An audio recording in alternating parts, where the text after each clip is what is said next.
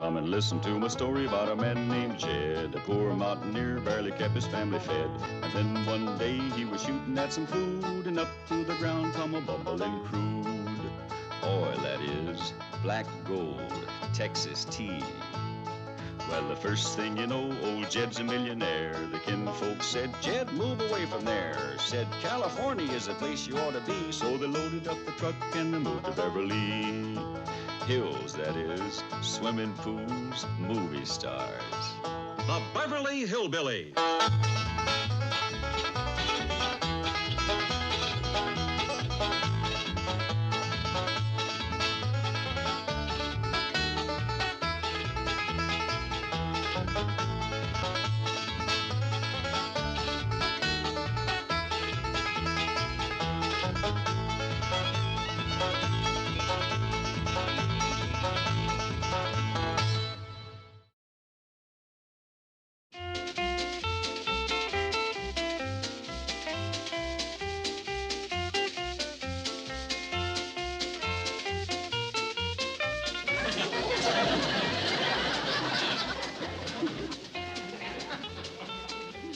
Can we help you, Pa? We? Cousin Bessie, little Arnie, and me. Come on over. You hadn't know what to call that critter cousin, Ellie. Why not? Well, you see, Jethro's your cousin, and that puts Jethro and her in the same... Well, never mind. I reckon I just got to get used to being a monkey's uncle. Bessie and Arnie's right fond of one another. Give your sweetheart a kiss, Bessie.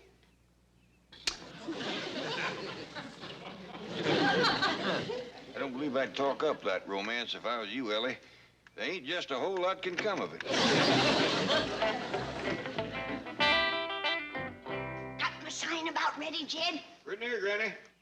Ellie Mae, quit playing with your critters and get busy. We got this whole house to get clean. Yes, Granny. Well, what are you waiting for? Get around back. Well, let me see my sign, Jed. Just a minute. You're gonna like it, Granny. Jethro's done a fine job of painting. Well, turn it over so I can see it. Now stand back so you can get a good view. Beautiful. This is gonna make me rich, Jed. Rich and famous.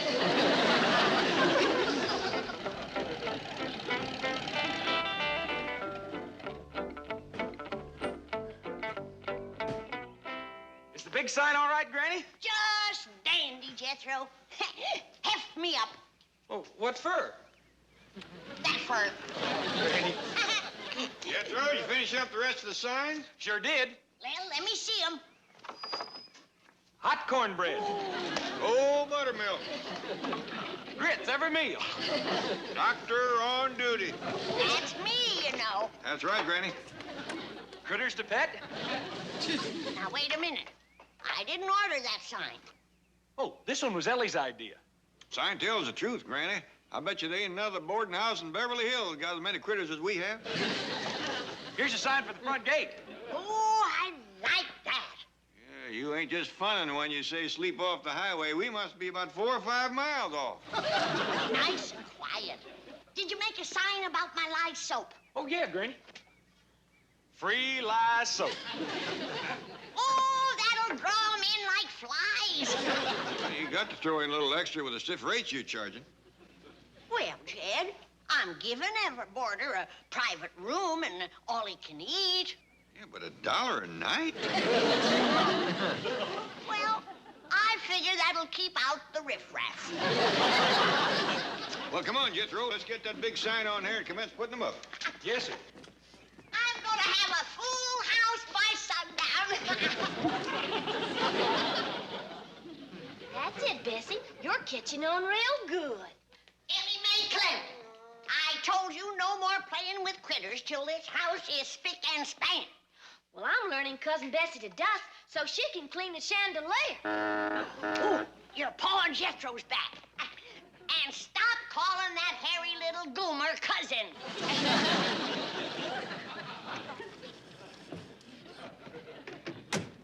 Got all my signs put up? Sure did, Granny. We stuck them alongside the road leading up to the house. Jethro, maybe you best get the truck out of the way. Yes, sir. There's gonna be a lot of people driving up in here. You'll never be lonesome again, Granny, once folks commence reading them signs.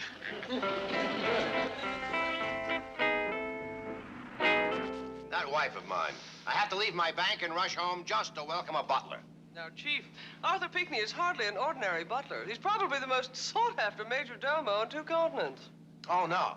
Oh, yes. He has served royalty. I mean that sign, look. Clambett Mansion on your right.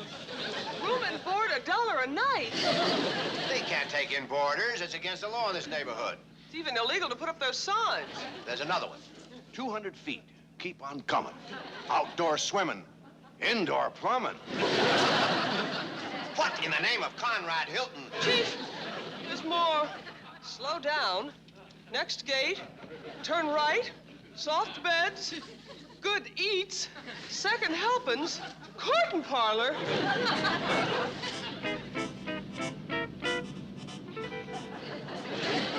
Granny's boarding house.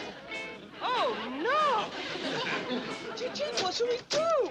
The first thing to do is get these signs out of here. Free lye soap. Oh. There's enough lye soap, Granny? I reckon that'll do for now. Ellie, you take a basket of that upstairs. Put a chunk in every room. Yes, Granny. Jethro, you get on the churn. Yes, Granny. Jed, you jug my buttermilk. Yes, Granny? I gotta get outside and stir up my big kettle of crawdad gumbo. Now you keep things moving in here. Yes, Granny. Yeah, Granny. Boy, Uncle Jed, this here running a boarding house sure is lots of work. Well, it won't hurt us none, and it sure is making Granny happy. That's a fact. She's having more fun than a bear cub in a honey tree. Yeah, Granny likes doing for folks. The more, the better. Yeah, and this'll give her a chance to make a little money she can call her own. Prideful woman like Granny needs that. She ought to make a heap charging $1 a day. Yeah, especially with all the signs we put up. Well, you know, from what I can see, she's got the only boarding house in the neighborhood. I almost had my possum. How are you doing with your grits? Got it. Come on, let's go. Chief, I can't reach these. Never mind them. Let's get down the hill and grab those big ones, especially outdoor swimming, indoor plumbing. Quite right, the police must never see them. My wife must never see them. Your wife's new butler must never see them. Pinckney is a man of impeccable breeding. He has served royalty in every major capital of the world. If he thought for one moment that the neighborhood in Look, which turn this off, turn this on, and let's get going.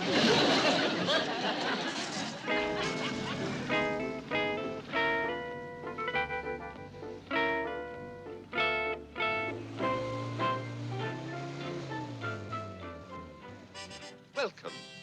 Here it is. This is it. Your new home. Rather friendly, really. Quite decent of the Drysdales, yes.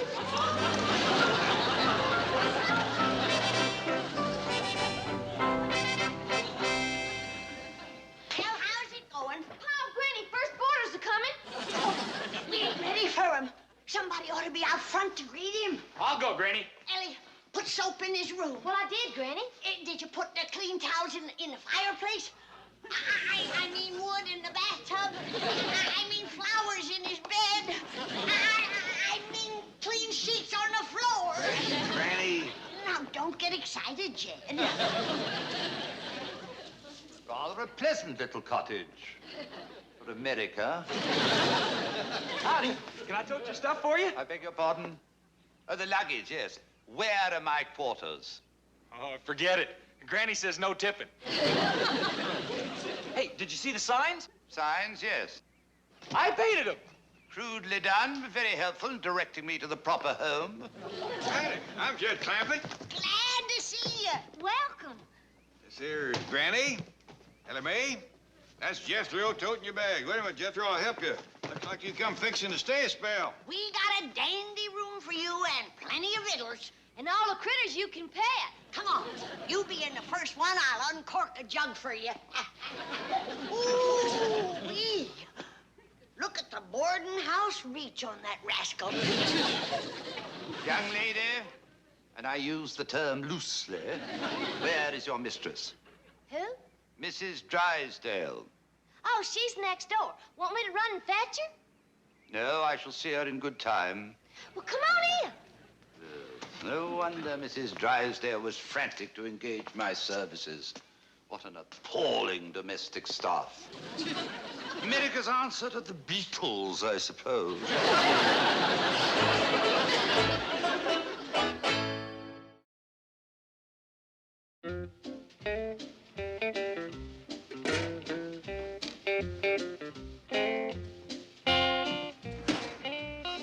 Hi, dingies, that hot bread smells good, like hot bread should. Well, Granny, your first boarder settled in. By the way, his name is Pinckney, Arthur Pinckney. Did he like his room? Seemed to. He's up there rooting around like a hog in a new pen. You want to take up my jug and give him a little welcome snort? Best not, Granny. We don't know him that well. He might be a temperance man. Long drink of water, ain't he? He is at that. Nice looking, though. Fancy dresser. I'd say he's a man of quality. Yeah. The only thing his talk is a mite hard to understand. Oh, he's a foreigner, all right. No doubt about that. Likely from Chicago or someplace.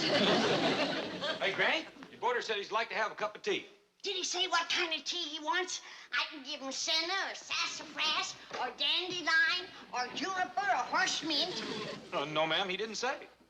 You seem to be ailing in some way, Jethro? Well, he was kind of stuffy in the head. I'll put together a mixture. Find out where he's from? Yes, sir. London. Where's that? Oh, clean across the ocean. What they call Great Britain. No wonder he don't talk English so good. Granny, they talk English there. Well, they sure talk it swearing. The boarder wants everybody down the front hall right away. Says he's coming down for inspection. Inspection? I don't see no call for that. He looked fine to me.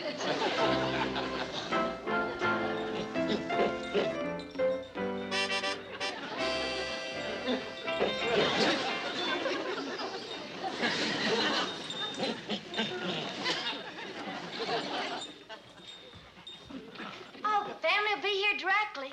What is that? Oh, that's Cousin Bessie. Cousin Bessie? Yeah, ain't she a doozy? Why, she can hang on with one hand and dust with three. Is indeed a doozy. Mrs. Drysdale know about her? Oh, sure. Uncle Jed will be here in a minute, and Granny's fixing your tea. Young man, kindly remove your cousin from the chandelier. Oh, heck, Bessie ain't my cousin. Really? Heck no, she's Skipper's. Hey, would you like to meet Skipper? Not until I've had my tea. Perhaps not even then. Well, everybody getting acquainted, I hope. Mr. Pinckney, we want you to think of yourself as one of the family. What a nauseating suggestion. Yeah, shucks, that's the kind of folks we are. Yes. Here's your tea, and I made you a nice possum sandwich to go with it. A what? A possum sandwich. It ain't good to drink senna tea unless you eat something with it. Of course, I cut it with the sassafras, dandelion, and horse mint.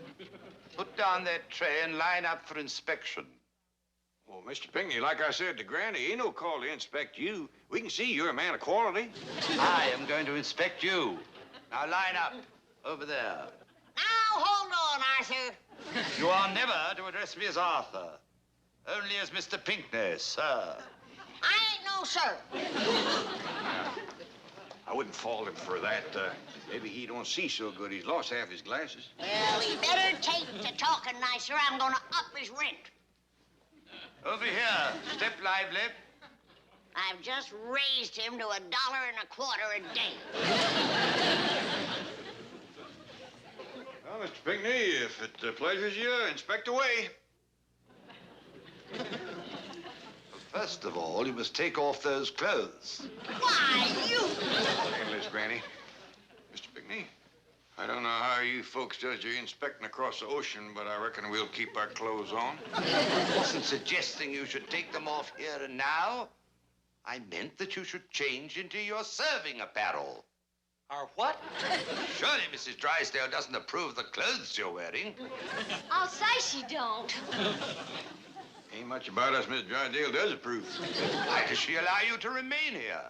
Oh, she tried to get shed of us, but Mr. Drysdale won't let her. Mr. Drysdale's right fond of us. You mean fond of the money. Speaking of money, how much do you get here? I'm glad you brought that up. It started out being $1 a day, but you being such a smart mouth.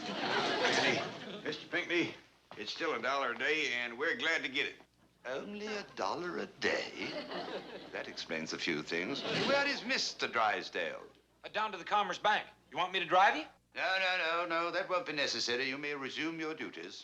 Just a minute. You forgot your tea. Oh, thank you.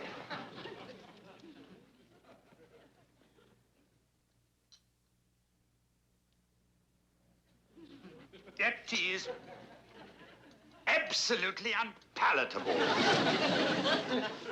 Well, whatever else you say about him, he does no good tea. Would you repeat that? Surely I didn't hear you right. I said, sir, that your domestic staff was the most deplorable I've ever encountered. I heard him right. Pinckney, by your English standards, they may be lacking. But by our standards, they are excellent servants. Yes, excellent.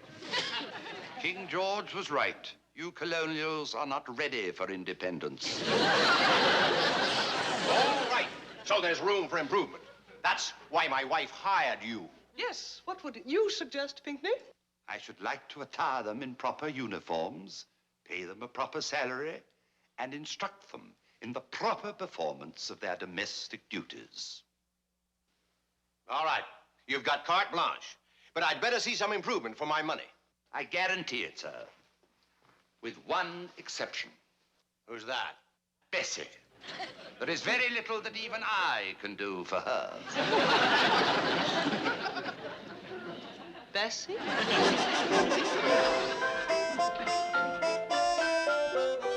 You know something, Ellie? I like these new clothes Mr. Pinckney brung us. Me too, Jethro. But Pa sure ain't happy with his. He won't come out of his room. Granny will get him out. Come on, Jed. Mr. Pinckney says if we wear these outfits, he'll pay us $50 a week. I'm sorry, Granny, but if this is what a footman wears, I ain't walking. Oh, please, Jed. Just long enough for inspection. Do it for me. Come on. Well, all right. Just for inspection.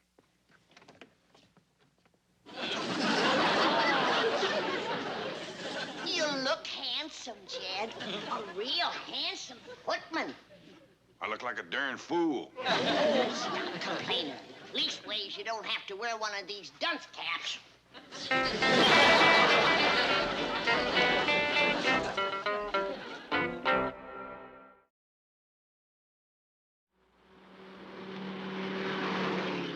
Won't this thing go any faster? Calm down, Chief. We're not certain that Pinckney is at the Clampetts. Who else would he be? My wife said he hasn't shown up at our house, and she said the only Bessie she knows is Ellie Mae's chimp. Surely he doesn't think the Clampetts are your servants. Well, if he does, I'll have your neck. Why mine? Because I'll need it. My wife's going to have mine. Chief, that is unfair. It's the American way. Pass the buck. Line up for inspection, everybody. Mr. Pinckney says he'll be right in. Jed, no, stop that. Tears that I'm getting out of these crazy duds. Please, Jed. Just until Mr. Pinckney sees you, he's paying me $50 a week. And he's the only boarder that Granny's got. Yeah, and if he leaves, who's gonna eat them 30 gallons of crawdad gumbo I made? And them 8 gallons of buttermilk I churned. And the 3 kettles of grits and fatback and all the other riddles. I will.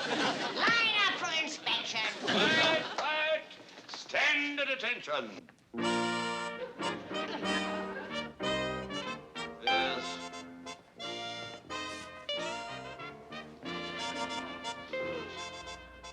This mustache comes off. No, sir, it's growed on. Then shave it off.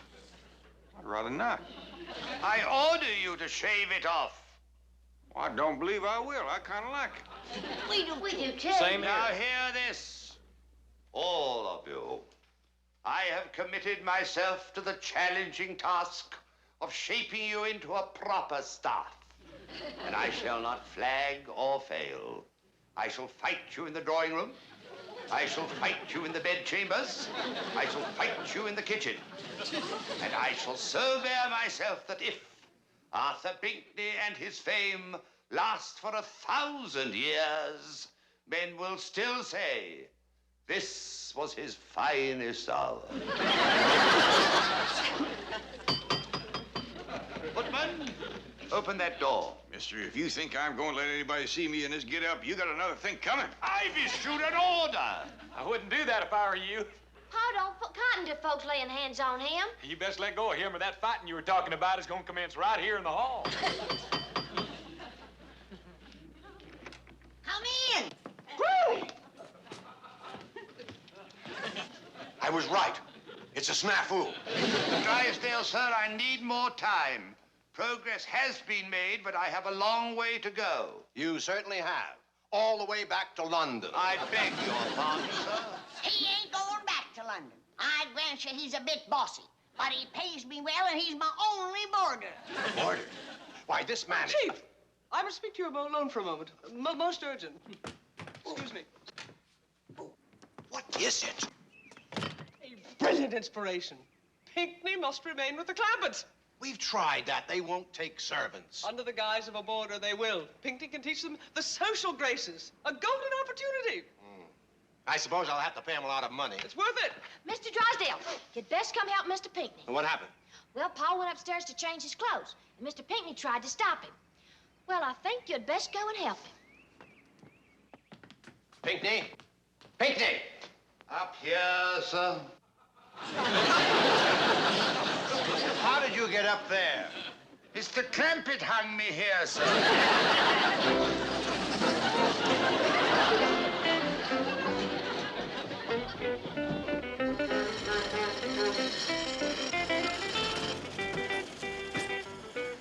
Hey, Uncle Jed, I found out why Granny ain't getting no more boarders. You did? Yes, sir. Somebody went and stole every single one of them signs we put up. I'll quit go paint some more. I just soon you didn't right off. Leastways, not until Mr. Pinckney leaves. I don't think I could abide another boarder like him. He sure has changed a heap. Polite as you please now. Always trying to help. About to help me right out of my mind. Every time you turn around, there he is. Mr. Clampett, you shouldn't be doing that, sir. It's time to dress for dinner, sir. You too, Master Jethro. Where he's dressed. But hardly appropriately, sir. I've taken the liberty of providing you both with dinner clothes. I just soon eat in these. Me too. Oh, please, sir. It means a very great deal to me. More than I can tell you. All right. Oh, thank you, sir. And you're setting a fine example for young Master Jethro. Come on, young Master Jethro.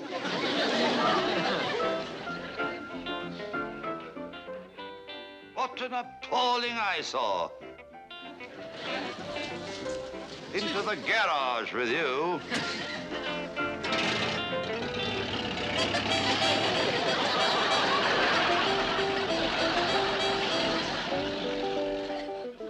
Granny, you should have seen your boarder trying to move the truck. Why, he can't drive worth shucks. He can't count worth shucks neither. Nothing would have it, but he had to set the table for me. Darn fool had 5 forks at every plate. 4 knives and 3 spoons. And look at the glasses.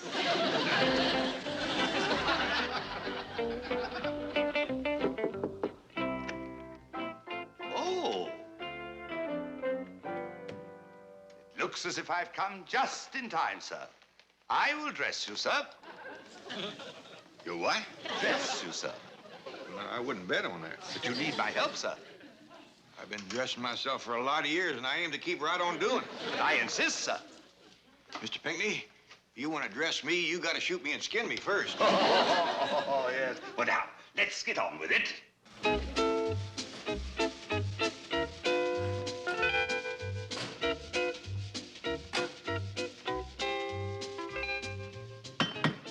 Chief, in all fairness, Pinckney has hardly had time to get results. The money I'm paying him, he's had time. Of course, Pinckney is just a cultural beachhead. Once he's established, we can infiltrate the Clampetts with cooks, maids, tutors. Howdy, Miss Jane. Mr. Drysdale. Jethro, how handsome you look. Why, thank you. These here's what you call dinner clothes. By golly, results already. Mr. Pinckney is helping Uncle Jed into his.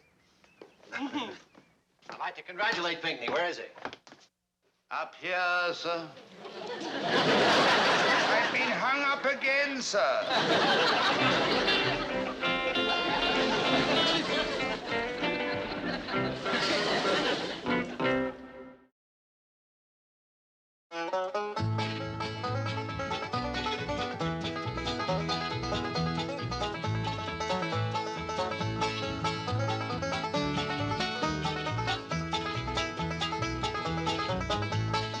Now it's time to say goodbye to Jed and all his kin. They would like to thank you folks for kindly dropping in. You're all invited back next week to this locality to have a heaping helping of their hospitality. Hillbilly, that is. Set a spell. Take your shoes off. Y'all come back now. Here. This has been a Filmways presentation.